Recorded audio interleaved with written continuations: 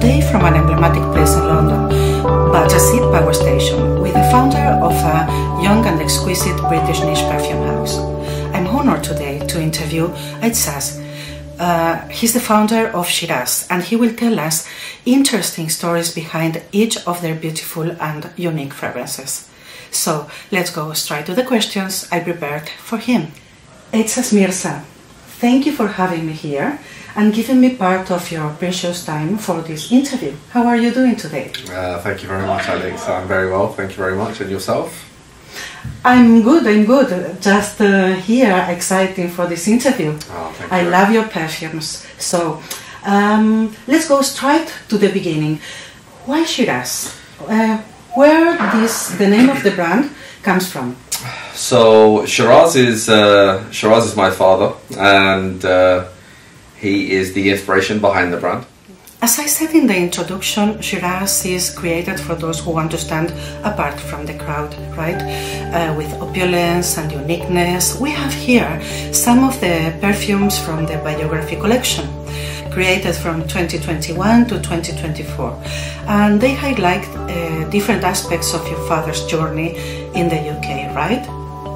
He was born in Lahore, Pakistan in 1952.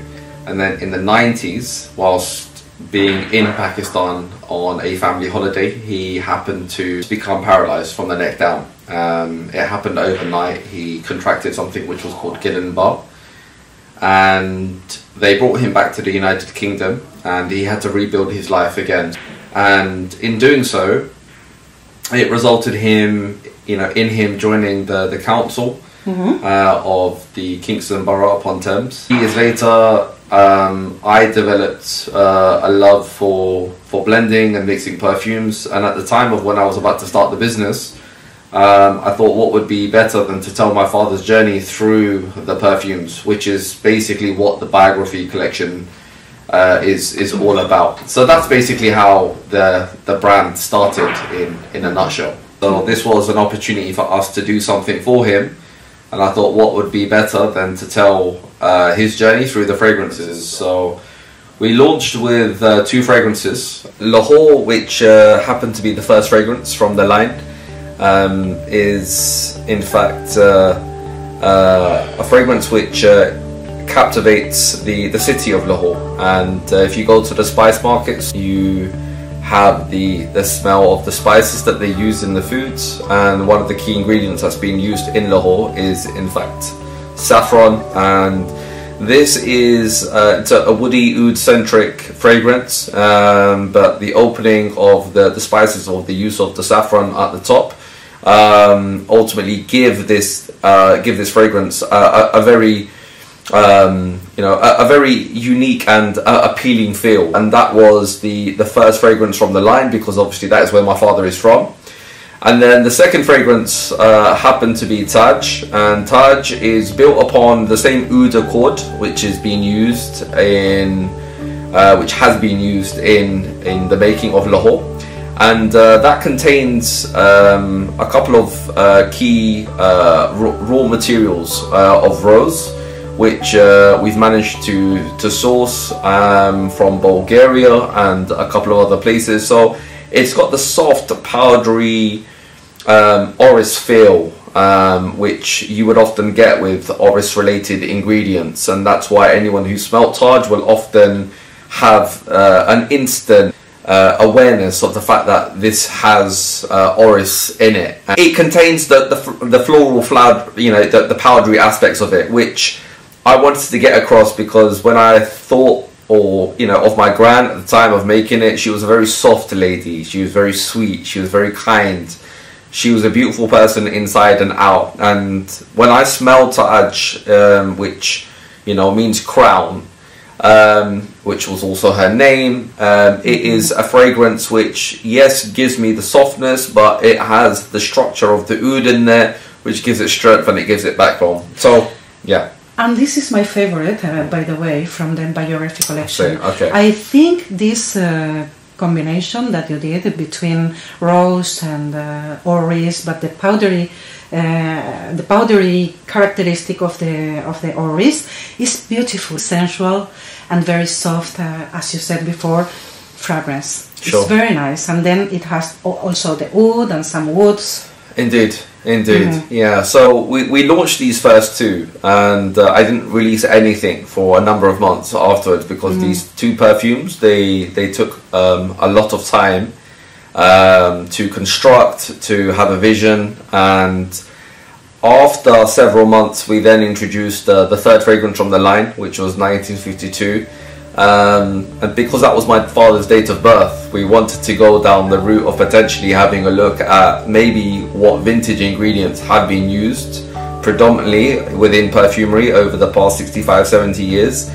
So we went down the oak moss route. Now, when I was growing up, my father, my uncles, we would often use any perfume that was available in the house, and a lot of these perfumes had oak moss on there. Of course, it's heavily restricted now in the industry. However, back then there was less restriction on it, and a lot of people used to use oak moss in barbershop type fragrances.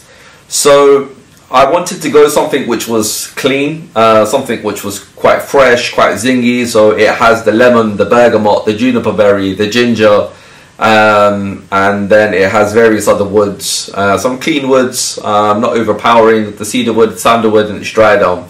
So we released fragrance number 3, which is arguably our bestseller, especially for summer months. And then perfume number 4 is called Kingston, and this is our local town. It is a town which is synonymous with kings being coronated within, dating back to the Vikings. And it's an amalgamation of 2 words, king and then stone, and then the 2 words put together become Kingston. So there is a larger than life stone within Kingston next to the Guildhall, which is reported to have been the stone that kings used to be coronated on. It's still there and people can see it if you go into Kingston. So I wanted this perfume to be a regal amber, not just any ordinary amber. And amber as an accord will often have the simple ingredients of your benzoin, your labdanum, and of course your vanilla. So I wanted to have it a bit more of a twist on this, so I've of course added lavender in this. If you smell Kingston, you will have smelt the opening, and the opening obviously starts off with lavender. And what's interesting is that for a lot of people, the Kingston is one of those fragrances for them which gives them vibes of rainwater. Personally, I don't get it myself, but it's interesting when you speak to people and you ask them to explain their experience of what is happening as far as the olfactory system is concerned. It's very interesting because obviously as perfumers, when you set out to create something, you want your customers and the people who experience your perfumes and the raw chemical aromas to be taken on a journey. And I think it might be due to the lavender having been mixed with the amber accord, which sometimes gives the feeling of wet rain. So this is a very opulent smelling amber, and within that I've managed to source a couple of ingredients which are within within the field of labdanum, but they're slightly more resinous than the occasional labdanums that you might be able to get, which is why I feel like it's got depth, it's got backbone as it dries down. This has been by far our bestseller up until since our launch of the 4 fragrances at that particular point. And it's done incredibly well. No, it sounds really beautiful indeed. So after Kingston, we launched a further 2 fragrances, and the 5th perfume from the line was a fragrance which in Arabic we call al-iftita. In English it means the opening, and it's the perfume which marks my father's it's his journey into the council, into local government. And this was a fragrance in which I used some blackcurrant, some raspberry, some fruity notes mixed with some incense, some myrrh, and some other woody notes. So we've got you know, a very you've got a very challenging opening coming through with the opening of the perfume, and that is exactly what I wanted, so that it would almost kind of be like a play on the name as much as it would be as far as the perfume was concerned, being connected to my father's journey, because the opening into the council was very challenging. It wasn't an easy journey, and that is ultimately what the fragrance is about as well. So we've got frankincense in there from Somalia. We've also got, you know, we've got myrrh in there, and these are, you know, ingredients which really are, you know, they're appealing. Whether or not you love or you dislike these ingredients, they are going to get people's attentions. So that's what I wanted to do with the opening. And then the last fragrance that we released was Triumph, which is quite an animalic amber. And this has been, I think, my first fragrance that I started looking at musks for. Otherwise, prior to that, I hadn't really explored animal musks within perfumery. And Triumph marks the end of my father's journey. You know, basically it shows that after having a difficult life, you know, he's had so much success and victory, and I wanted this to be a daring and bold perfume. And again, we've got two ambers within the line. We've obviously got Kingston, and then we've obviously got Triumph, but they're very different in terms of how they are. You know, you know, the thoughts that go through a person's mind when they're experiencing something like Triumph is very different to what they would experience when you would have a relatively more simpler amber through Kingston with the lavender top. With Triumph, you've got the Hieracium. Now, Hieracium, as with a lot of these musks, be that civet or otherwise, you know, they can be incredibly powerful to smell in their own right, and that's what they're designed for. You know, they are naturally there to help people to appreciate the natural world, the animalic natural world. So when you're mixing that with amber, yes, you're naturally getting the muskier elements of the perfume. But that, for me, is what Triumph is about. All in the brand is patiently handmade in-house. From the velvety box with magnets to the bottles, also handcrafted, the aluminium label, the steel caps with the logo and the decorative color. The idea is offering an experience, not just a product, right? So one of the things that we've set out to do when we started out the brand was to make sure that the packaging was of the highest quality, and you will know, having been a customer of many perfumes, I imagine that our packaging is very different. We have the flat lay boxes, and our flat lay boxes have... Can I see one, please? Of course, yeah, absolutely. Our flat lay boxes have foam inside. Each of them come with an envelope which tells you a little bit about the perfume, and then we have wrapping paper and then the ribbon. So that's what we did with the Biography Collection, and this is the new line, which is what we're just about to launch. These are slightly different because they are the darker coloured bottles. The labels and of course the cap have the SHIRAZ Parfums logo embossed. So we wanted to do this to ensure that, you know, everything from the smell to the feel was being experienced, so that, you know, people would realize that when they're buying a fragrance, it's not, for me, just about the smell, because when you're spending a significant amount on the fragrances, it's an experience. Of course, you want people to be connected with everything from the beginning of the fragrance, at the time of when you unbox it, from the time that you spray it to the time that you put it back on the shelf. When you have a family name attached to a brand, then you look above and beyond cost, you look above and beyond the effort and the time it's going to take for you to get your product to where you need it to be. Which is why, you know, everything from the logo, you can feel it, you know, everything you can feel from the cap at the top. And that's what we wanted. And everything that we've tried to set out has always tried to be an experience, that we want the customer to be involved in that journey, to feel like they're holding something which is incredibly regal and opulent, because that is in fact obviously our tagline, but we don't want it just to be something that's written on the website. We want people to be able to experience it when obviously they get the product within, you know, their hands, and they're able to, you know, finally bring it home and get the product opened.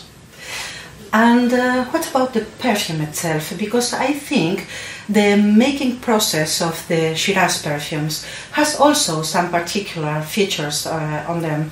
As for example, I heard or read somewhere, I think in your website, that once the maceration is finished, you add alcohol, but not water, and then you add some key ingredients again to make it more deep. Can you tell me something about it with more details, because I didn't understand it. Indeed. So there are a number of ways of blending, and I think when you start out on this journey, you find what works for you. And of course, you know, you need to allow natural, you know, chemical aromas to macerate, to mix with each other, to infuse with each other. And some people say you should give it a couple of weeks. I have always tried to perfect the blending journey ever since I started out, to the point that every time I would end up making what would be known as a formula of 55, 65, sometimes 85 different ingredients, I wouldn't always be satisfied. And sometimes, you know, people add the alcohol first, they add the chemical aromas afterwards, depending on obviously what the concentration of the perfume is. I've always had a method in place where after the alcohol is added, to add drops of different chemical aromas to see which direction or which angle, you know, the opening can have. And by doing that, believe it or not, this is how I created Lahore and Taaj. So I don't actually have a complete formula for Lahore and Taaj, which is the ready-made finished product which goes into the bottles. Once it's been added, I then add certain key ingredients right at the very end to basically finish this off. So that's one of the things that I've tried to play around with within my journey. It's a slightly longer process, as you can imagine, because you're having to do that with every single bottle before obviously having to put the collar and the atomizer on. But it's something which has always worked for my perfumes. A lot of people obviously have the finished concentrate, they add the alcohol to it, which is why when we say we make them by hand or they are handmade, it genuinely means they are handmade. Okay, beautiful. And I see you know a lot about perfumery, because you are the founder of SHIRAZ, but also the perfumer. And I would like to know, where did you learn the art of perfumery, and when was your interest for perfumes born? So you may recall during lockdown, a lot of people started to learn lots and lots of new things. Some people put their interest towards baking, cooking. I unfortunately happened to get COVID quite badly, and it resulted in me being signed off from work for a significant period of time. And it was at this point that I happened to buy a perfume from a Canadian perfumer. And when the perfume arrived, the conversation developed. We decided that we would keep in touch. And then after that initial conversation, we decided, you know, that we would end up having classes just to learn the basics. So I had this chemical aroma set, which I didn't really know too much about because I didn't come from a scientific or a chemist background. So I hadn't understood or studied the molecular aspects or elements of making accords, etc., in the way that chemists can and have done in the perfumery industry. But for me, it was just an opportunity to have some fun. But when I did it, I realized that I had a good nose, and obviously developing your nose, it takes quite a bit of time. And then within about 4 or 5 months of having started, I then obviously continued to work on the first 2 fragrances, which we ended up launching. And then in reference to your second question, I've always wanted to smell good. I think some people always have an interest in hygiene, and obviously everything. I think everything starts by there. Yeah, absolutely. For all of us. Indeed, and I think my personal interest in fragrances probably goes back to the mass appealing ones, you know, your Davidoff, your Cool Waters, and so forth, which I think pretty much everyone had in their bathroom at one point in time or another. Yeah. So that's where it started, and then obviously understanding it from the background perspective of learning how to blend, learning how to mix, obviously having a palette of 150, 200 different ingredients from all over the world, then obviously increases your interest on what the different combinations are that you can make. And then the rest is just literally about using your experience, using your nose to match that with what the trends are in the industry. And now I'm thinking, because we've been talking about the art of perfumery, and also you mentioned somewhere science, or that you don't have this science background, and I'm always curious about this. I always try to ask the perfumers about science and art, because for me science, it's like a systematic approach towards the knowledge, and art is free of all boundaries. It's like you are free of create anything. For me, both are important, but in making fragrances, you make fragrances, who wins? Art or science? So I think what's important to keep in mind is that I read non-stop on understanding the scientific elements, on understanding what is required as far as allergens concerned, you know, what was needed as far as, you know, IFRA was concerned, because obviously at the time when you start out, you know, you have a job on your hands to truly understand what is required as far as the industry is concerned. So of course in the beginning, I think there were moments where the scientific element of it was not really a concern for myself, because there was no real interest or intention to potentially turn this into a business. So at that time, you know, you're mixing, you're blending, you know, it's all about creativity. Of course, you know, of course you could be trying a mortar with frankincense, and you know, people might be thinking, you know, how is that going to work? You know, so you know, you work with very, very, you know, unique ingredients that could be civet with grapefruit, you know, and you're trying different combinations to see where you could obviously go with it. The use of natural and synthetics is sometimes a controversial topic in perfumery. Neither all naturals are always better, such as musk or civet, that harm animals to obtain the ingredients, nor all synthetics are worse. How does Shiraz find a balance? I think when you start a business, especially one within the perfumery industry, you have to obviously understand what the laws are on, you know, on introducing fragrances inside the shop. And I read. I didn't have any help, you know, on this, so I had to read up on allergens. When I'd speak to the stores, they had to ask me all of these questions. You have to fill out all of these forms. So I think, you know, that there's a fine line between the two. You know, yes, people want to have unique smelling fragrances, but at the same time, you know, you're bound within the industry on certain ingredients and how much they can be used and so forth. And look, at the end of the day, this is always going to be the you know, the thing within the perfumery, that you're going to have some restrictions on some ingredients, which and every year change the indeed, so it's very difficult. Indeed, you know, and I think you have to stay in the loop. Yeah. As somebody who is the nose for my brand, you have to be aware of obviously what is obviously going on in the industry, especially if you're working with boutiques in the way that I am.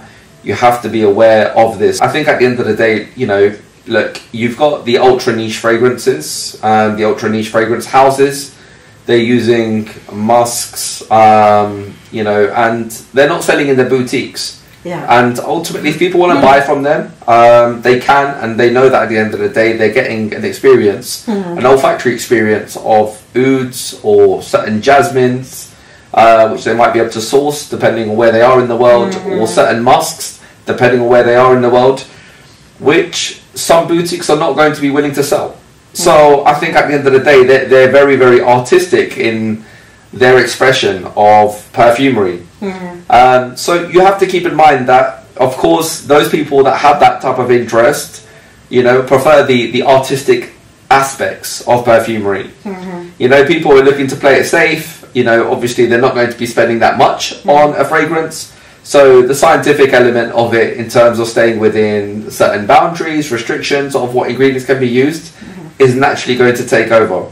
And I think before I started out, I didn't really have an understanding of what niche fragrances were. And it's only when you get into the industry then you begin to really dive deep into, you know, what does art actually mean within perfumery, and what is the restricted element of science within the industry. And I think you need both. I don't think it's a case of you just using one and not the other, because even in you know, even in the scientific approach to creating perfumery, of course you need art, you need freedom of expression. You need to understand that, you know, you can't just have a fragrance consisting of 17 citrus ingredients or 25 different floral notes, because although on paper it might look wonderful, it's not going to smell like this.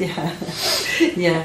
Some people think that the pyramid with the notes and the chords is all the perfume have, but actually there are hundreds of ingredients in each formula, right? Of course. It's very complicated. Of course. Indeed. So yeah, that is just a guide, as you've rightly said, which gives people an indication of what the structure of the perfume is, or what they're likely to smell throughout the journey of a perfume. Yeah. And you know, it's a real art to be able to get perfumery right. And you know, you need, in my humble opinion, you need two things. You need to be able to blend, and you need to have the right ingredients. And I think if one of those two things, of those two key aspects is missing, then, you know, I think you will always end up falling short as far as the ingredients are concerned. And that's not to state that you can't make a wonderful perfume using synthetics, or that, you know, you can't potentially end up having a relatively good smelling perfume with someone who's got a mediocre nose. I think you can still get something into, you know, somebody's household, into somebody's cupboard with minimal, you know, with minimal, you know, natural ingredients, or with minimal synthetic ingredients. But that being said, these pyramids that, you know, we often refer to are just a snapshot of what, you know, we want the customers to know about before they potentially buy a fragrance. Yeah, anyway, I think it gives the idea for the customers about how the perfume smells. For me, it's very useful. What's important to remember is there are a number of brands out there who feel very comfortable in using certain types of musks, and I think it's each to their own. I think there are, you know, I think there are a number of people who want to be able to get their hands on certain types of ingredients, And then of course you've got the other side of the fence who very, very much, you know, care for the animal world, and they want to ensure that, you know, at no point in time certain animals have been harmed. And I get it, you know, there are and there will always be, I think, this conversation with ultra niche perfumers obviously in the market, and very, very raw, very unique raw ingredients being sourced from different parts of the world. So you're always going to have this conversation. I think, look, for us, the most important thing at the point of starting out was that we were looking to stay within a safe zone. You know, we wanted to make something which was uniquely mass appealing, and I think it's not always easy to be able to do that with ingredients that people have already smelt. Yes, most of the time you are going to end up you know, smelling in mass appealing fragrances ingredients like oud, but you've got to keep in mind that they're not going to be, it's not going to be natural oud. You know, if you're picking up a 65-75 pound fragrance from your high street shelf which says it's got oud in there, the likelihood is that it probably does, but it's going to have a synthetic version of it. Of course. So I think at the end of the day you need to have a look at a number of things. Who are you selling to? Who's your target audience? And I think based on that you can then decide which type of ingredients you're going to end up using in it. I think once you have that clarity within your, you know, within your vision of the perfume, then you decide obviously where you want to sell. Because obviously, you know, in the United Kingdom, also around the world, you've got a number of people who only want to buy the ultra niche artisanal fragrances. They don't care what the bottle looks like. They just want the real civet. They want the real musk. And I think we need to bear in mind that the industry is, you know, it's always going to have heavy regulations in it to make sure that certain things are controlled for, you know, for obvious reasons. But at the same time, that's why not everyone is selling in boutiques. Some people are only selling online, and those fragrances are, you know, the only types of fragrances that some people buy. I personally think, look, you know, you've got a number of ingredients out there which, you know, such as neroli. You know, I think, you know, you've got a synthetic form of neroli which does the job as good as the natural form. And if you smelt them side by side and you did a blind test, you probably wouldn't know the difference. So I think, you know, when it comes to the simpler ingredients of everyday use, then I don't really think you're really going to have too much of a problem. I think the synthetics and the naturals conversation really comes into play when you start talking about, you know, you're talking about your musks, etc. And I think, you know, if you take a look at even ingredients like ambergris, which have been reportedly spotted by, you know, fishermen out in some of the exotic countries, and they've ended up selling this to big perfume houses which have used real ambergris, then you think, well, hold on, you know, people are making a lot of money from this, people who actually need that money. So I think sometimes we get drawn into these conversations, and we sometimes forget, well, who is at the back end of the fields where the jasmine is being plucked, you know. And I think you need to understand these conversations if you have an ethical, you know, have an ethical mindset, which I think you should have in any business, because ultimately people deserve to get paid for the work that they do. But at the same time, do we need to harm something or someone at the cost of smelling good? Now, that's a question which I think, you know, is a separate conversation in its own right. And I think at the end of the day, it's not really my place to have an opinion on this, because I think, you know, we are going to have religions and cultures which are perfectly plausible, you know, to have their opinion on what they can and can't use. So I think we have to find their fine line in this conversation on what people believe to be acceptable based on, you know, based on their standards of norms of where they live in the world. And I think if we look at the West, you know, we don't really use a lot of these exotic ingredients. You know, we're used to, you know, a lot of our florals and our citruses, and that's pretty much as far as it goes. You go out to the Middle East, you know, if you go out to the, you know, some of the the subcontinent countries, they're obviously using these types of ingredients, which will give you an insight into what the market demands out there. And tell me, do you have any signature, accord or note that you use in all your fragrances or most of them? I wouldn't say that there is a signature note. I think the notes and the accords which are used in the fragrances will come about through the vision of the fragrance. So as explained earlier with regards to the Biography Collection, the accords or the notes are born through the vision of the fragrance in terms of what I wanted to create. So rather than creating an accord and then try and linking it to a vision, I've always tried to maintain that, when a perfumer sets out in creating a fragrance, you need to have a journey that you're going to take them on. So of course, an accord is it's a part of the journey of a fragrance. It's 25-30 minutes. But ultimately, people want to have a fragrance which, sometimes lasts maybe 6 to 10 hours. Now, however long it lasts, I think that will depend on obviously the ingredients that you're using.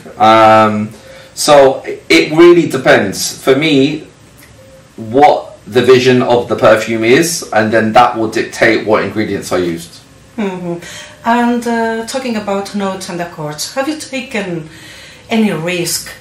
I mean, using like something that you knew that wasn't trending, but you anyway wanted to use it. Yeah, so I have a number of unreleased something challenging. Of course, yeah. So I have a number of unreleased fragrances, okay. And often, having created a number of fragrances, I have, played around with certain ingredients. So.